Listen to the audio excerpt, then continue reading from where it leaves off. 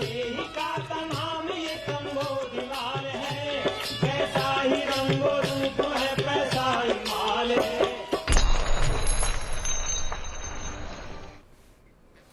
नमस्कार, मैं हूं शुभम शंकरधर। आप देख रहे हैं मनी 9। स्वागत है आपका prime time show money central में। दिन की सबसे बड़ी, सबसे जरूरी खबरों के साथ तैयार हैं हम।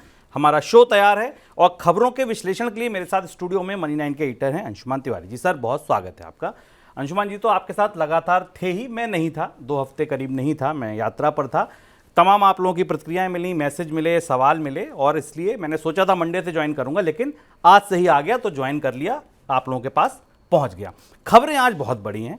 जिस खबर से हम शुरू करेंगे वो खबर राहत वाली नहीं है, खराब खबर है। आप कहेंगे शुभम जी आया, पहली खराब खबर से ही शुरुआत। महंगाई आ रही है मोबाइल के रास्ते आपकी जेब तक। जी हां, पहली खबर ये होगी। इसके अलावा कुछ और खबरें होंगी। एक खबर मॉनसून की लेंगे। मॉनसून कैसे संकेत दे रहा फसलों के लिए। आया मॉनसून झूमकर कहीं पर, कहीं मॉनसून का भी इंतजार हो रहा है, लेकिन इस बीच फसलों के लिए कैसे संकेत मिल रहे हैं ये देखना होगा। क्या कह रही हैं खरीफ की फसलें, मॉनसून कैसा होना चाहिए, जिस तरीके की स्थिति बन रही है इसमें फसलों की उत्पादकता पर क्या असर पड़ेगा ये समझेंगे। छोटे उद्योगों के पेमेंट जल्दी निकलवाने की तैयारी, ये एक ऐसा मर्ज है छोटे उद्योगों का जिस पर बातें बहुत होती हैं, रिजल्ट नतीजे नहीं निकलते हैं। कागज पर लिखकर कानून की बात करें तो बहुत सारे कानून लिखे हैं, 45 दिन में आ जाएगा, सरकारी कंपनियां नहीं रोकेंगी, बड़ी कंपनियों को ये आदेश दिया जाएगा कि एमएसएमई के पेमेंट जल्दी हो, लेकिन कुछ हो नहीं पा रहा है। फिर एक कुछ नई तैयारी है, कमर कस ली गई है। क्या तैयारी है ये जानेंगे। मल्टीनेशनल कंपनियों पर जीएसटी का बड़ा फैसला, क्या फैसला आया, किन कंपनियों पर असर करेगा ये जानेंगे। दवा की गुणवत्ता के लिए सरकार ने कसी कमर, ये बात करीब करीब अब धीरे धीरे 1 साल पुरानी हो चुकी है, जब तमाम कंपनियों पर, तमाम दवाइयों पर, उनकी गुणवत्ता पर सवाल खड़े हुए थे। अब सरकार ने इसको सुधारने के लिए एक दस्ता बनाया है। जो आप लोगों ने अगर बोर्ड के एग्जाम दिए होंगे तो उड़न दस्ता आता था, ऐसा ही औचक निरीक्षण की व्यवस्था बनाई गई है। क्या है ये जानेंगे, ये समझेंगे। क्या बता रहे हैं कर्ज और बचत के आंकड़े। 2 जेबें होती हैं आदमी की, एक में कर्ज होता है, एक में बचत होती है। दिन की बड़ी खबर में आज ये समझेंगे आरबीआई बता क्या रही है, आरबीआई के आंकड़े बता क्या रहे हैं ताजा बचत और कर्ज के मामले में। ये खबर खासा ध्यान से सुनिएगा क्योंकि ये मामला आपके और हमारे जेब का है। और एक और बड़ी खबर वो सेबी की तरफ से आई है कि फिनफ्लुएंसर पर सेबी को भरोसा नहीं है। वो फिनफ्लुएंसर जो यूट्यूब चैनल के जरिए, इंस्टा के जरिए आपको तमाम हसीन सपने दिखा रहे हैं, शेयर खरीदवा रहे हैं, म्यूचुअल फंड की स्कीमें बता रहे हैं, क्यों बता रहे हैं, कैसे बता रहे हैं, क्या उसके पीछे उनकी रिसर्च है, इसका कहीं कोई लेखा जोखा नहीं है, कोई रजिस्ट्रेशन नहीं है। आप ऐसा करना भी चाहते हैं तो रजिस्टर्ड होइए, आप अपनी बात कहिए और मंच सही चुनिए, सही लोग सही बात बताएं, यही प्रयास है। इस पर सेबी ने 2 टूक कुछ कहा है। बड़ा फैसला है, बहुत सारे लोगों को प्रभावित करेगा। आप भी अगर फिनफ्लुएंसर्स की बात सुनकर, तमाम लोगों की बात सुनकर निवेश के निर्णय लेते हैं तो ये फैसला कान लगाकर सुनिए, क्योंकि ये आपके भी बचत पर, निवेश पर असर डालेगा। तो इतनी सारी खबरें आज हम लेकर आए हैं, बटोर लाए हैं। शुरुआत मोबाइल की महंगाई के साथ। देश की सभी बड़ी मोबाइल कंपनियों ने टैरिफ बढ़ा दिए हैं। इंतजार था लोकसभा चुनाव पूरे होने का, चुनाव हुए, सरकार बनी और महंगाई लौट आई। मोबाइल टैरिफ महंगे हो गए हैं, 12 से 25% तक टैरिफ बढ़ा दिए हैं देश की दिग्गज कंपनी रिलायंस जियो ने, और कंपनियां भी इस रोड बढ़ चुकी हैं, लगातार टैरिफ बढ़ा रही हैं। अब सवाल ये सर कि यहां से और कितनी बढ़ोतरी की आशंका है। शुभम, इस बात की संभावना पूरी तरह से थी। और अगर आप टैरिफ की बढ़ोतरी को पहले देखें, जियो ने 12 से 25% तक टैरिफ बढ़ाया है। जियो लॉन्च होने के बाद या जियो के भारत में आने के बाद एक मुश्त सबसे स्टीप, सबसे तेज हाइक है। और आप चौंकेंगे कि मुफ्त डेटा और आसान सेवाएं देने की सारी चीज़ों के बाद कंपनियां इस तरफ क्यों आ गई, उसका कारण आपको बताएंगे, क्योंकि आपकी जेब अभी ढीली होना शुरू हुई, इसके बाद और होगी। एयरटेल ने करीब 11 से 21% तक टैरिफ बढ़ाए हैं। एयरटेल जियो ने अपने प्रीमियम प्लान्स में टैरिफ बढ़ाए हैं, लेकिन जो उसका बेसिक प्लान है उसमें सबसे ज़्यादा बढ़ोतरी दिखाई दे रही है। अब इसकी वजह समझिए, यहां से भारतीय बाजार में मोनोपोली डुओपोली की परिस्थिति पूरी तरह स्पष्ट हो गई है। एक कंपनी बची है वोडाफोन, जो शायद अगले 24-48 घंटे में टैरिफ बढ़ा देगी, क्योंकि वो तो सबसे मजबूर कंपनी है, घाटे में है, नुकसान में है और कर्ज में दबी हुई, तो उसके लिए तो टैरिफ बढ़ाना मजबूरी बनती है। पर ये दो कंपनियां जो बाजार की लीडर हैं, जिन्होंने बाजार को आधा आधा बांट रखा है, वो अब मुनाफा बढ़ाने की होड़ की तरफ आ गई हैं और यही डुओपोली और मोनोपोली का खतरा होता है, जिस पर हम लगातार चर्चा करते रहे। जियो का आरपू एवरेज रेवेन्यू पर यूजर है 181 रुपये 70 पैसे और एयरटेल का एवरेज रेवेन्यू पर यूजर 200 रुपये 300 रुपये के आसपास है।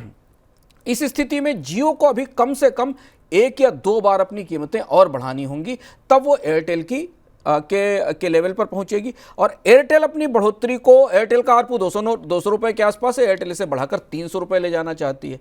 तो एयरटेल ने यहां से जो 11 से 21% की बढ़ोतरी की है, ये उसे जियो से और दूर कर देगी एवरेज रेवेन्यू पर यूजर के आधार पर। जबकि जो 181 रुपए का के एवरेज रेवेन्यू पर यूजर यानी प्रति सब्सक्राइबर जो रेवेन्यू मिल रहा है कंपनी को, उसमें जियो को 200 रुपए तक पहुंचने का रास्ता तो यहां से मिल जाएगा, जो ये बढ़ोतरी हुई है। लेकिन इसके बाद जो एयरटेल ने बढ़ोतरी की, उसके लिए जियो को एक बार और कीमतें बढ़ानी पड़ेंगी। सबसे पीछे खड़ी है बेचारी वोडाफोन, 146 रुपए एवरेज रेवेन्यू पर यूजर की स्थिति वोडाफोन की है। वोडाफोन के लिए तो लगभग दोगुनी बढ़ोतरी करनी पड़ेगी एवरेज रेवेन्यू पर यूजर में, तब जाकर वो एयरटेल के बराबर खड़ी हो पाएगी। और वोडाफोन सबसे पशुपेश वाली परिस्थिति में, क्योंकि बाजार गंवा रही है, कम लोग उसकी सेवाएं छोड़ रहे हैं, इसलिए उसके लिए टैरिफ बढ़ाने का मतलब होगा और ज़्यादा बाजार गंवाना। और ये तत्काल उस दिन हुआ जब स्पेक्ट्रम का ऑक्शन चल रहा था, यानी एक तरफ कंपनियों ने महंगा स्पेक्ट्रम खरीदने के लिए बोली लगाई और दूसरी तरफ उन्होंने अपनी टैरिफ में बढ़ोतरी कर दी। एक दौर और टैरिफ में बढ़ोतरी का एयरटेल और जियो की तरफ से आ सकता है। दिल्ली सहित उत्तर भारत के पहाड़ी राज्यों में मानसून भले ही पहुंच चुका हो, लेकिन हरियाणा, पंजाब और राजस्थान के कई हिस्सों में अभी भी इसका इंतजार हो रहा है। मौसम विभाग ने अपनी भविष्यवाणी में कहा है कि हफ्ते भर में मानसून पूरे देश को कवर कर जाएगा। हालांकि मानसून की अब तक हुई बरसात सामान्य के मुकाबले काफ़ी कम रही है।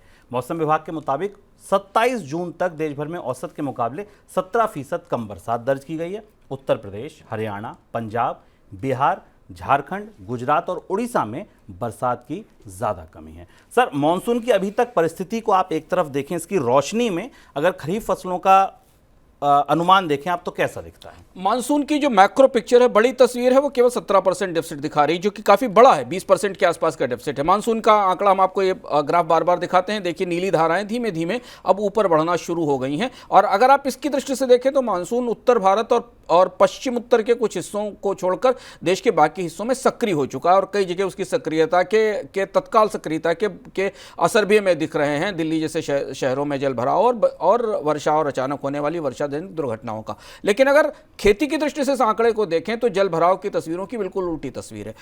36 राज्यों और जो यूनियन टेरिटरीज हैं, यानी जो केंद्र शासित प्रदेश हैं, उनमें 50% के आसपास की डिफिशियंसी बारिश में दिखाई दी इस मानसून के ठीक सीजन में, जबकि हम जून के अंत में है, जुलाई शुरू होने वाला है। चंडीगढ़ इस मामले में सबसे ज़्यादा डिफिशिएंट है, करीब 51% की डिफिशियंसी दिखाई दी है। उत्तर प्रदेश का डेफिसिट थोड़ा कम होकर 51% पर रह गया है, यानी लेकिन उत्तर प्रदेश में अभी भी धान की खेती के लायक या बुवाई के लायक बारिश नहीं हो पाई है।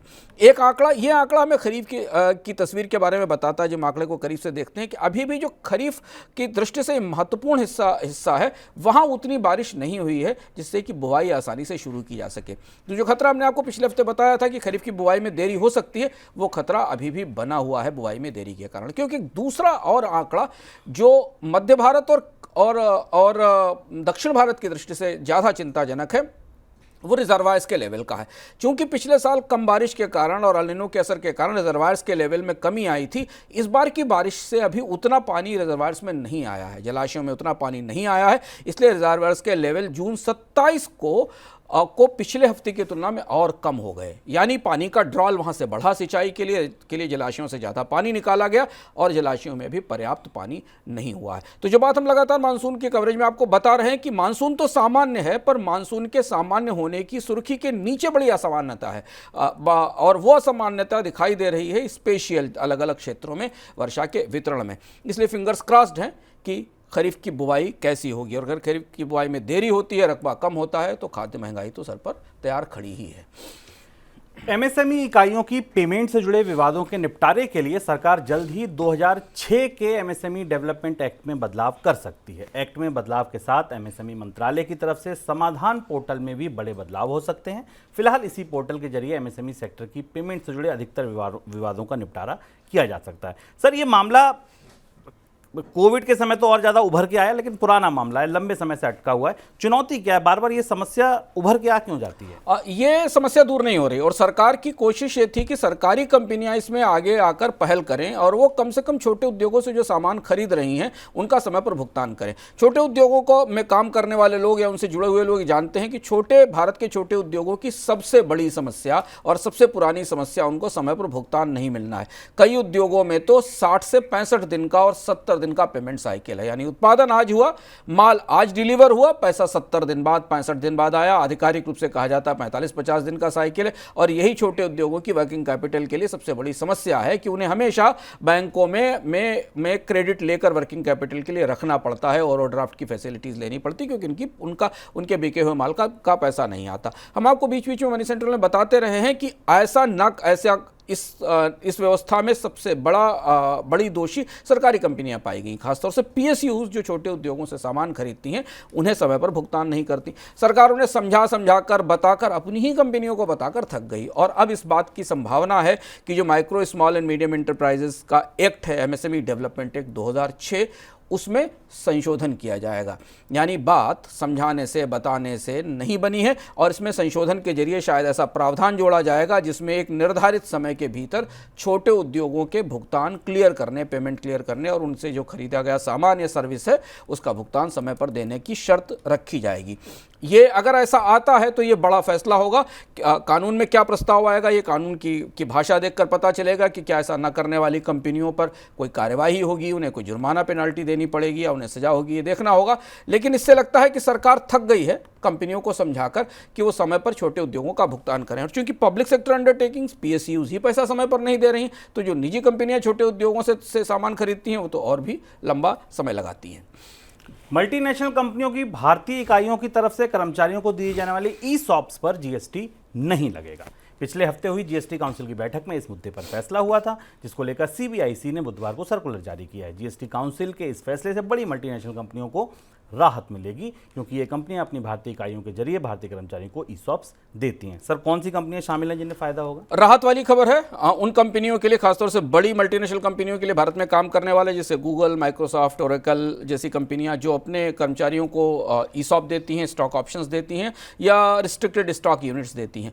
अभी तक इस मामले पर भारत में जीएसटी काउंसिल की तरफ से, जीएसटी प्रशासन की तरफ से कंपनियों पर टैक्स लगाया जाता था और इसे लेकर बहुत सारे लिटिगेशन, बहुत सारे विवाद जीएसटी के अलग अलग प्राधिकरणों में और अदालतों में लटके हुए हैं, क्योंकि कंपनियों का यह मानना था कि ये व्यवस्था अपने कर्मचारियों के अधिकार के तौर पर की जा रही है और इस पर टैक्स नहीं लगाया जाना चाहिए। अंततः जीएसटी काउंसिल ने इस समस्या का समाधान कर दिया है और ये राहत भरी खबर है उन बहुराष्ट्रीय कंपनियों के लिए भारतीय कर्मचारियों के लिए जो भारत में काम कर रहे हैं।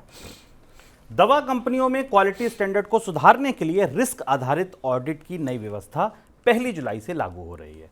Drug controller general of India Rajeev Raghuvanshi ने गुरुवार को इसकी जानकारी दी। उन्होंने बताया कि नई व्यवस्था लागू होने के बाद दवा कंपनियों में क्वालिटी स्टैंडर्ड जांचने के लिए कभी भी औचक निरीक्षण किया जा सकेगा। सर, क्या शामिल होगा इस पूरी व्यवस्था में? कैसे की जाएगी इस व्यवस्था की तैयारी?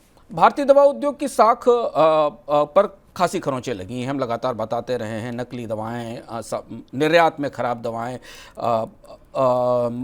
उत्पादन की प्रक्रियाओं में अपारदर्शिता, गलत कच्चे माल का इस्तेमाल, जो भी कुछ आप दवा उद्योग से अपेक्षा नहीं करते हैं वो सब भारतीय दवा कंपनियों में पाया गया और खासतौर से छोटी और मझोली दवा कंपनियों में पाया गया। गुणवत्ता को लेकर दवा बहुत विश्वास का उत्पाद है और इसमें मिलावट और इसमें कमी मरीजों के साथ भी अन्याय और भारत जो कि दुनिया की फार्मा सेंटर माना जाता है उसकी साख के लिए भी बड़ा खतरा है। तो सरकार ने इसके लिए जब रिस्क कंपनियों पर छापे मारे थे, हम आपको बताते रहे, और जहां ये पाया गया था उसके बाद जीएमपी नाम की एक व्यवस्था लागू की गई थी, जिसमें कि गुड मैन्युफैक्चरिंग प्रैक्टिस कहा जाता है। दवाओं के लिए जीएमपी एक तरीके का शास्त्र है, एथिक्स है, गुड मैन्युफैक्चरिंग प्रैक्टिस, जिसके तहत कंपनियों को एक लंबी सूची के तहत अपने उत्पादन में कुछ नियमों का, गुणवत्ता नियमों का पालन करना पड़ता है। ये पालन अगर हो रहा होता तो शायद ऐसा नहीं होता जो पाया गया। सरकार ने छापों के बाद वास्तविकता पाई है और अब ये कहा गया है कि जो जोखिम है उसके आकलन के आधार पर जीएमपी को, गुड मैन्युफैक्चरिंग प्रैक्टिसेस को स्थायी तौर पर लागू किया जाएगा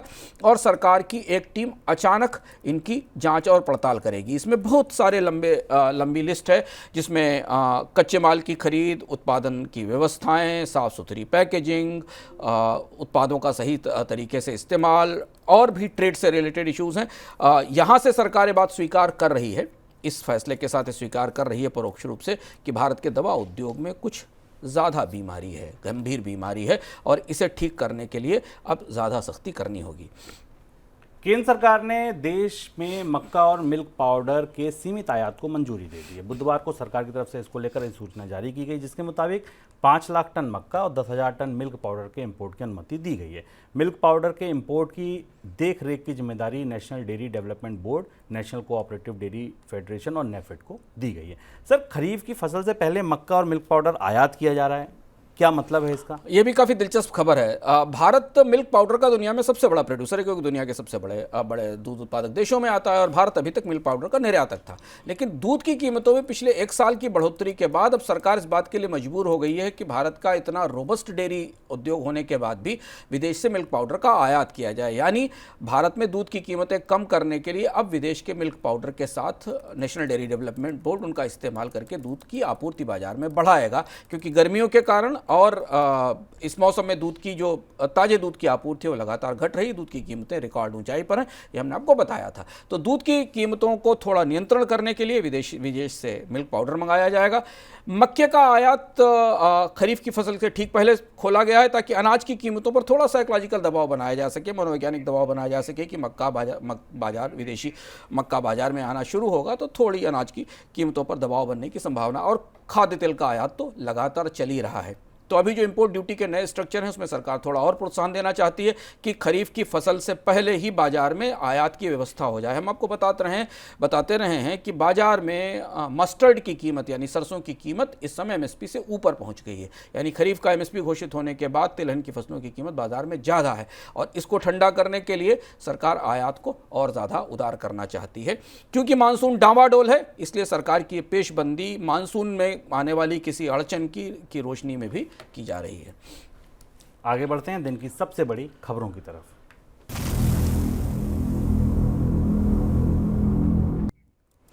आरबीआई ने भारतीय परिवारों के कर्ज पर कड़ी निगरानी रखने की बात कही है।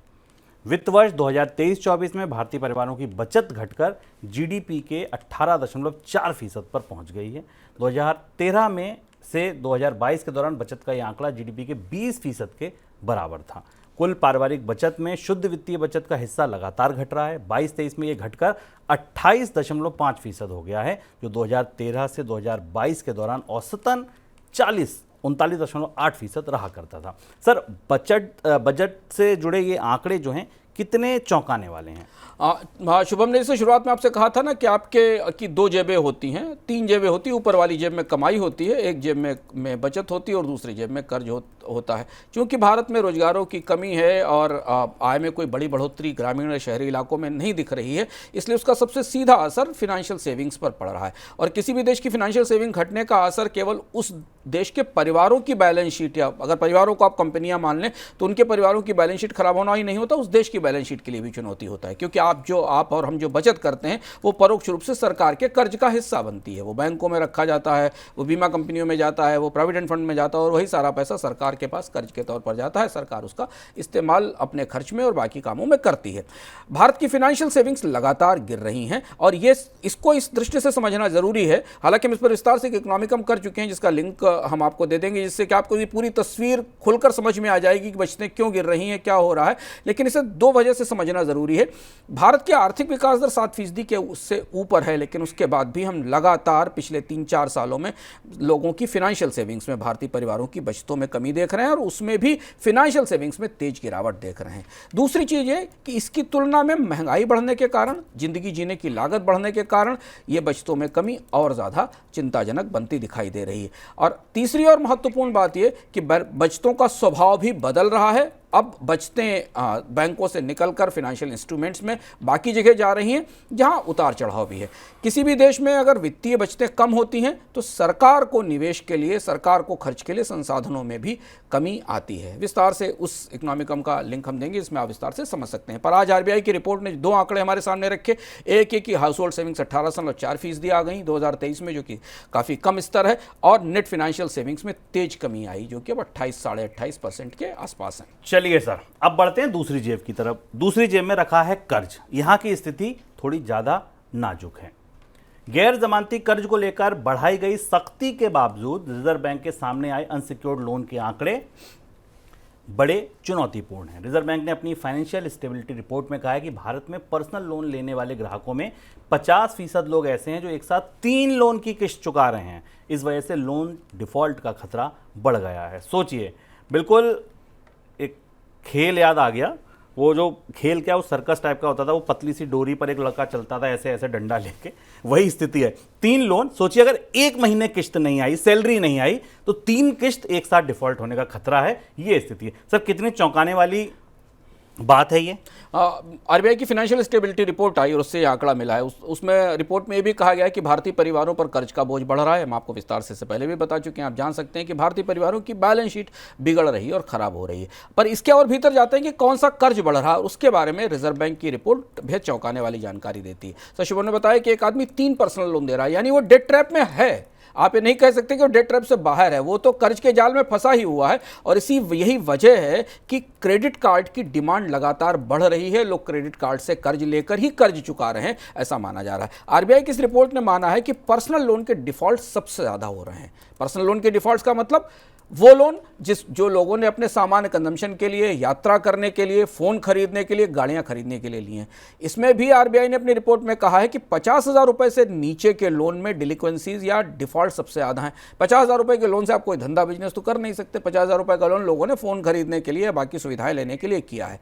हाउसिंग में डिफॉल्ट सबसे कम है, ये माना जा रहा है, क्योंकि हाउसिंग में वही लोग मकान ले पाए हैं पिछले 10 सालों में जिनके पास अच्छी आय थी। लेकिन जो सबसे बड़ा पोर्टफोलियो बैंकों में बढ़ा वो अनसिक्योर्ड क्रेडिट का बढ़ा है। पर्सनल लोन के जरिए हाउसिंग लोन का पोर्टफोलियो नहीं बढ़ रहा है। और इसलिए आंकड़ा बता रहा है कि भारतीय परिवारों की खर्च करने की क्षमता में बढ़ोतरी का जो भी ढिंढोरा पीटा जा रहा है या उनकी तरफ से जो भी खर्च किया जा रहा है वो दरअसल कर्ज के माध्यम से किया जा रहा है। यह तस्वीर यहीं से दिखाई देती है। और इसीलिए पिछले साल रिजर्व बैंक ने अनसिक्योर्ड क्रेडिट पर, गैर जमानती कर्ज पर सख्ती की थी। बैंकों के लिए नए नियम तय किए थे, उन्हें ज़्यादा रिजर्व फंड्स रखने के लिए कहा था। लेकिन इसके बाद भी अब आरबीआई का ये कहना है कि जो ग्रोथ पर्सनल लोन्स में दिखाई दे रही है वो खतरनाक है। और इस सेगमेंट में एनपीएस की स्थिति सबसे ज़्यादा है। और एक और बेहद खतरनाक चीज़ जिसे आप भारत में शिक्षा व्यवस्था को लेकर तमाम जो चुनौतियां एनईटी जैसे एग्जामों के पेपर लीक होने के से जोड़ सकते हैं। भारत में सबसे ज़्यादा पर्सनल लोन डिस्ट्रेस एजुकेशन में हो रहे हैं, 3.6%। एक तो भारत में बहुत सारे लोगों के पास एजुकेशन लोन की एक्सेस नहीं है, बहुत सारे लोग ले नहीं सकते। और जिन लोगों ने एजुकेशन लोन लेकर पढ़ाई की है या उसके जरिए अच्छी पढ़ाई करने की कोशिश की है, उनके लिए नौकरियों की गहरी समस्या है। अब ये बात थोड़ी ज़्यादा गंभीर होती दिखाई दे रही है पर्सनल लोन के हिस्से में। क्रेडिट कार्ड दूसरे नंबर पर है, ऑटो लोन तीसरे नंबर पर है। पर पर्सनल लोन में एजुकेशन और क्रेडिट कार्ड सबसे बड़ा खतरा और सबसे बड़ा दबाव का बिंदु बने हुए हैं। चलिए, बचत हो गई, कर्ज हो गया, अब आइए निवेश की तरफ। भारतीय रिजर्व बैंक को म्यूचुअल फंड हाउसेस की 28 स्कीमें ऐसी मिली हैं जो अप्रैल के दौरान स्ट्रेस में थीं। 12 अलग अलग म्यूचुअल फंड हाउसेस की ये सभी स्कीमें डेट फंड से जुड़ी हुई हैं। हाल ही में सेबी की तरफ से म्यूचुअल फंड के लिए मासिक टेस्ट जरूरी हो गया है, जिनसे इन स्कीमों के स्ट्रेस के बारे में पता चलता है। क्या बता रही सर ये नई पड़ताल? अब स्ट्रेस टेस्ट जब आए थे तो हमने आपको बताया था कि इससे म्यूचुअल फंड्स के भीतर की क्या तस्वीर है ये निकल कर सामने आएगी। और आप जो म्यूचुअल फंड निवेशक हैं, जो म्यूचुअल फंड में पैसा लगाते हैं, उनके लिए इस स्ट्रेस टेस्ट को समझना ज़रूरी है। जटिल होता है, पेचीदा होता है। हम मनी 9 में आपको खोलकर इसके विस्तार से इसके आंकड़े बताने की कोशिश करते हैं ताकि आपका निवेश सुरक्षित रहे। जो व्यवस्था सेबी ने दी थी उसके आधार पर रिडम्पशन के जो रिस्क है या किसी के अगर म्यूचुअल फंड के पास अचानक तत्काल लोग अपना पैसा निकालने के लिए आ जाएं तो उनके पास कितना रिजर्व फंड उपलब्ध है, इसके आधार पर उनकी सुरक्षा की, उनमें के दबाव सहने की क्षमता का आकलन किया जाता है। इसे रिडम्पशन रिस्क कहते हैं, RAR बोलते हैं, और इसके अलावा कंडीशनल रिडम्पशन एट रिस्क कहते हैं, CRAR कहते हैं। ये दो पैमाने हैं जिन पैमानों के आधार पर भारत के म्यूचुअल फंड्स की गणना की जाती है, उनका आकलन किया जाता है। देखा जाता है कि उनके पास कितनी लिक्विडिटी है, कितनी तरलता है, कितना पैसा उनके पास उपलब्ध है जिसे वो तत्काल दे सकते हैं। और इस हिसाब से 32 करीब जो भारत में 1.76 लाख करोड़ रुपए के फंड्स ऐसे हैं 28 डेट स्कीमों में जहां जोखिम दिखाई दे रहा है, यानी उन्होंने इतना निवेश कर रखा है, उस पर रिटर्न नहीं है, और यदि अचानक लोग पैसा निकालने की कोशिश करते हैं तो ये म्यूचुअल फंड चुनौती में फंस सकते हैं। अब ये आप इसे म्यूचुअल फंड उद्योग के अंदर चल रही तमाम और चुनौतियों के साथ एक और बड़ी चुनौती देख सकते हैं कि अभी तक तुम इक्विटी फंड में फ्रंट रनिंग जैसे मामले देख रहे थे, स्मॉल कैप फंड्स में बबल बनाने की या सट्टेबाजी की संभावना देख रहे थे, अब डेट फंड के भीतर हमें लिक्विडिटी की समस्याएं भी दिखाई देने लगी हैं। सोशल मीडिया पर फाइनेंशियल टिप्स देने वाले इन्फ्लुएंसर पर सेबी ने बड़ी कार्रवाई की है। सेबी ने कमीशन मॉडल पर काम करने वाले इन्फ्लुएंसर को रेगुलेटेड करने के लिए मापदंडों को जरूरी बना दिया है, नियम तय कर दिए हैं। इसके साथ ही सेबी ने यह साफ कह दिया है कोई भी रेगुलेटेड इंस्टीट्यूट अनरेगुलेटेड इन्फ्लुएंसर्स की सेवाएं नहीं लेगा। बड़ा फैसला है सर, इसको कैसे समझा जाए? फिन इन्फ्लुएंसर यानी वो सारे लोग जो इंस्टाग्राम के जरिए, टेलीग्राम चैनलों के जरिए, अपने यूट्यूब चैनल के जरिए आपकी फिनेंशियल प्लानिंग आपके मांगे बगैर आपकी कर रहे हैं, या आपको सुझाव या सलाह दे रहे हैं कि आपको फला उत्पाद खरीद लेना चाहिए, यहाँ प्रोडक्ट लगा देना चाहिए, यहाँ निवेश कर देना चाहिए। ऐसे सब पर सेबी की गाजगिरी है। सेबी हालांकि इनको पहले से चेतावनी देती रही थी, लेकिन सेबी ने जो पाया वो आपके लिए जानना ज़रूरी है, समझना ज़रूरी है। सेबी ने पाया कि BFSI इंडस्ट्री इन इन्फ्लुएंसर्स की पीठ पर बैठकर प्रचार कर रही है और लोगों तक पहुंचने की कोशिश कर रही है, जबकि सेबी ने अपने अध्ययन में, अपनी जांच में पाया कि फिन इन्फ्लुएंसर्स मिसलीडिंग इन्फॉर्मेशन दे रहे हैं, जो कि वित्तीय बाजार के लिए जहर के समान है, गलत सूचना दे रहे हैं। यह माना जा रहा है कि फिन इन्फ्लुएंसर बायस्ड हैं, वो गलत ढंग की सूचनाएं देते हैं, फॉलोअर्स को प्रमोट करने के लिए ऐसे सजेशन देते हैं, इन्वेस्टमेंट ऑप्शंस बताते हैं जिनमें जो पुअर डिसीजन मेकिंग को, निवेशक बेचारा जो कम जानता है उसकी डिसीजन मेकिंग को प्रभावित करते हैं। इसके अलावा वो बहुत गैर जरूरी प्रॉमिसेस करते हैं, वो ऐसी बातें बोलते हैं रिटर्न को लेकर जो स्वाभाविक रूप से संभव नहीं है, जबकि म्यूचुअल फंड के शास्त्र के हिसाब से, एथिक्स के हिसाब से रिटर्न की गारंटी देना, इस तरीके की बातें करना अलाउड नहीं है। इसके अलावा उनके पूरे कामकाज में ट्रांसपेरेंसी नहीं, उनको कौन पैसा दे रहा है, उनको पैसा कितना प्रचार से मिल रहा है, कितना म्यूचुअल फंड कंपनियां दे रही, BFSI दे रहा है, इसमें नहीं है। और इसके बाद सेबी ने इस आधार पर फिन इन्फ्लुएंसर्स और BFSI इंडस्ट्री के बीच में एक दूरी स्पष्ट कर दी है, और ये फैसला ये है कि अब इन फिन इन्फ्लुएंसर्स को या इन विशेषज्ञों को, तथा कथित विशेषज्ञों को, इन्हें आप रायचंद भी कह सकते हैं, इनका कोई रिश्ता, आर्थिक रूप से कोई सीधा रिश्ता BFSI इंडस्ट्री से नहीं होगा। BFSI इंडस्ट्री की तरफ से इन्हें कोई मदद, किसी तरीके का विज्ञापन, प्रचार या इनके आधार पर ज्ञान या निवेश की सूचना देने की प्रक्रिया में इनका इस्तेमाल नहीं किया जाएगा। एक और सवाल सर, उद्योग पर फिर किस तरीके का असर होगा? इस उद्योग पर बड़ा असर होगा, क्योंकि BFSI इंडस्ट्री ने पिछले 2-3 सालों में ये जो नई पौधाई राय देने वालों की, इनको फंड किया और ये माना कि इनके जरिए इन्वेस्टर एजुकेट होगा, यानी जो निवेशक है उसको ज्ञान मिलेगा, जानकारी मिलेगी। पर सेबी का मानना है कि वो जानकारी नहीं मिल रही है, उसको मिस इन्फॉर्म किया जा रहा है, उससे गलत सूचना दी जा रही है। जब सेबी का कहना है कि रेगुलेटेड एंटिटीज, तो इसका मतलब है कि म्यूचुअल फंड इसके दायरे में आएंगे, स्टॉक एक्सचेंजेस के दायरे में आएंगे, ब्रोकरेजेस इसके दायरे में आएंगे, बाकी जो इंटरमीडिएट संस्थाएं हैं जो वित्तीय बाजार में काम करती हैं वो सब इसके दायरे में आएंगी। और ये उद्योग, इन उद्योगों के लिए एक निर्धारित नियम है जिसके तहत इन्हें अपने पास संग्रहित पैसे का, जो निवेश के लिए फंड इनको मिलते हैं, उसका एक हिस्सा इन्वेस्टर एजुकेशन पर खर्च करना पड़ता है, इन्वेस्टरों की सूचनाओं पर, उनको ज्ञान बढ़ाने पर खर्च करना पड़ता है। वो पैसा अब वो इनके जरिए खर्च नहीं कर पाएंगे, और इसलिए BFSI इंडस्ट्री को अपनी बात कहने का, अपने तौर तरीके कहने का और निवेशकों को वास्तव में सही जानकारी देने के तरीके बदलने होंगे। ये सबसे बड़ा असर होगा और उन्हें चुनना पड़ेगा कि विश्वसनीय और भरोसेमंद लोगों के जरिए उनकी बात निवेशकों तक पहुंचे। तो आप ये ध्यान रखें कि कोई फिन इन्फ्लुएंसर अगर आपको कोई प्रोडक्ट खरीदने के लिए कह रहा है तो उसकी बात पर विश्वास ना करें, क्योंकि ना तो अब सेबी उसके पीछे है और ना कोई BFSI इंडस्ट्री उसके पीछे खड़ी हो पाएगी।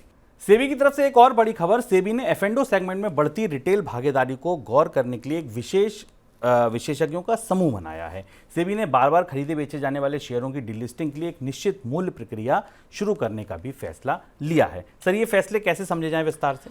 एफ&ओ सेगमेंट पर सेबी की लगातार नजर है। सेबी चेतावनी भी देती रही है निवेशकों को कि इसमें निवेश न किया जाए, और उसके बाद भी निवेशक नहीं मान रहे हैं। हम आपको बताते रहे हैं कि आरबीआई ने अपनी ताजी रिपोर्ट में कहा था कि दुनिया में डेरिवेटिव सेगमेंट में जितना टर्नओवर है उसमें सबसे बड़ा हिस्सा भारत का है। वित्त मंत्रालय भी इस बात की तैयारी में है कि एफ&ओ सेगमेंट पर टैक्स के माध्यम से सख्ती की जाए, और जिस बात की संभावना थी वैसा ही हुआ।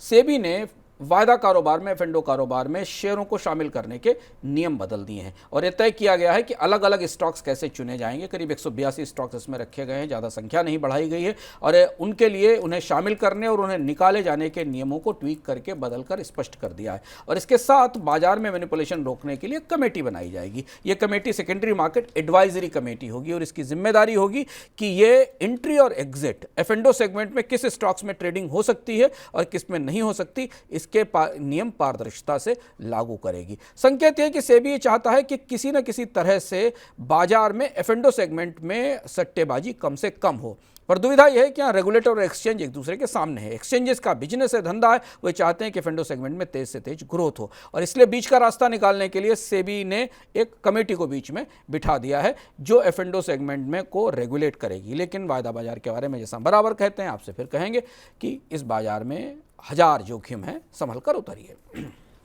आगे बढ़ते हैं झटपट खबरों की तरफ।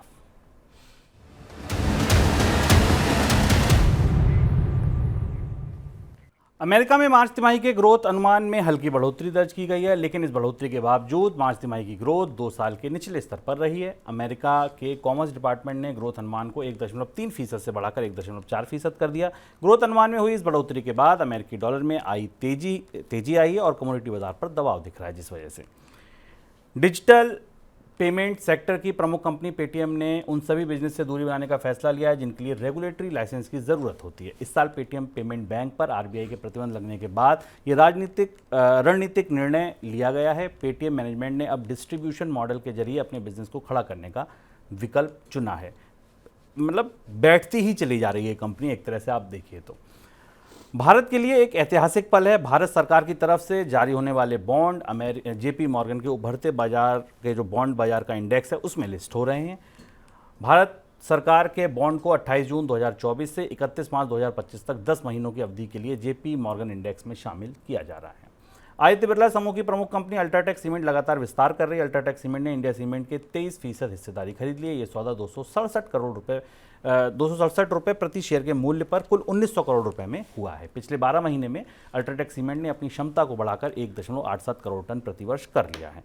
सर, कोई टिप्पणी आपकी? अमेरिका के ग्रोथ के आंकड़े को करीब से देखना जरूरी है। इसकी वजह यह है कि हालांकि अमेरिका की ग्रोथ का आंकड़ा है, लेकिन इसके आधार पर फेडरल रिजर्व के में ब्याज दरों में कम होने की संभावना तय होती है, और उसका असर भारतीय शेयर बाजार में विदेशी निवेशकों के निवेश पर पड़ता है। तो ये पूरा डॉट कनेक्ट करते हुए अगर हम देखें तो अमेरिका के आंकड़े बता रहे हैं कि इस तिमाही में में जनवरी से मार्च की तिमाही में इकॉनमी में करीब 1.4% की ग्रोथ रेट दिखाई दी, जो कम है, लेकिन यह माना जा रहा है कि अब यहां से संकेत हैं कि पूरे साल के दौरान करीब 2% की विकास दर अमेरिकी अर्थव्यवस्था में रह सकती है, जो उम्मीदों और अनुमानों से बेहतर होगी। और इसलिए इस परिस्थिति में शायद फेडरल रिजर्व महंगाई की लड़ाई को और मजबूती से लड़ने की कोशिश करेगा। हालांकि इसको दूसरी तरफ से भी पढ़ा जा सकता है, क्योंकि आर्थिक विकास दर में उतनी बढ़ोतरी नहीं हुई जितनी उम्मीद थी, तो हो सकता है ये माना जाए कि अब इकॉनमी को पंप प्राइम करने के लिए ब्याज दरों में कमी की प्रक्रिया शुरू की जाएगी। लेकिन अमेरिकी अर्थव्यवस्था अब दोनों तरफ से देखने लायक हो गई। ब्याज दरों में कमी चाहने वाले मानेंगे कि ग्रोथ में बढ़ोतरी की जाए, जबकि फेडरल रिजर्व शायद देखने की कोशिश करेगा कि ग्रोथ तो मौजूद है, इससे ज़्यादा ग्रोथ बढ़ाने पर महंगाई बढ़ने का